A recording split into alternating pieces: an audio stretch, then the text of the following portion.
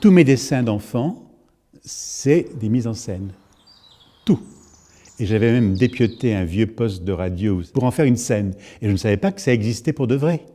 C'est quand j'ai été voir mon premier spectacle beaucoup plus tard que j'ai réalisé que tous mes rêves et tous mes jeux d'enfants existaient pour de vrai, qu'on pouvait faire ça.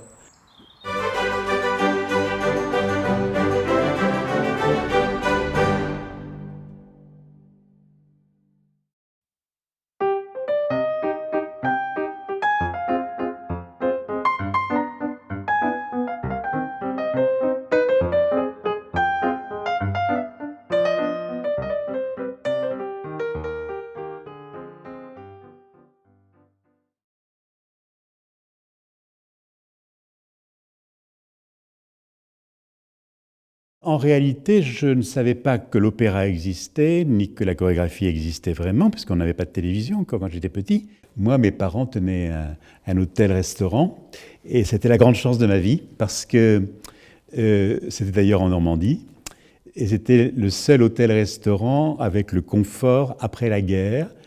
Et mon père était un bon cuisinier, c'est assez connu. Et ce qui fait que, moi je suis né après la guerre, mais après la guerre, il y a eu tous les grands films sur les plages de débarquement, tout ça. Et par exemple, Daryl Zanuck a habité 6 mois chez mes parents. Et j'étais tout petit, j'avais 6, 7 ans, je crois. Et il m'emmenait en voiture sur le tournage du jour le plus long, tous les jours. Et pour moi, c'était extraordinaire. J'ai rencontré toutes les stars, tous les hommes politiques possibles et inimaginables, tous les présidents de la République. Je les ai tous connus chez mes parents. Et comme j'étais l'enfant de la maison, ils avaient avec moi un rapport tellement gentil, c'était incroyable. Donc ils m'ont pris en amitié. Bon, évidemment, ça n'a pas duré une fois, tout le temps. Mais puis après, il y a eu d'autres grands films qui sont tournés. Beaucoup d'acteurs ont passé chez mes parents.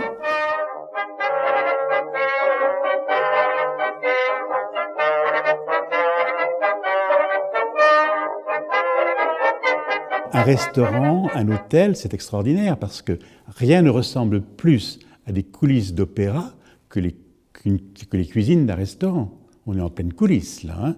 Il se passe des choses, voilà, on invente, voilà. Et puis une fois que c'est prêt, en scène. On va donc dans la salle.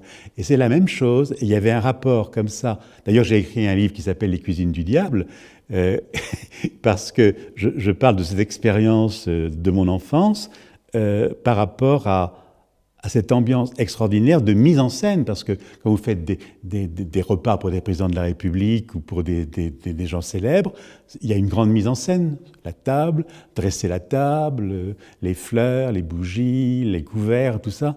Donc pour moi, c'est une seconde nature, et c'est toujours resté en filigrane dans mon travail. Toujours, toujours.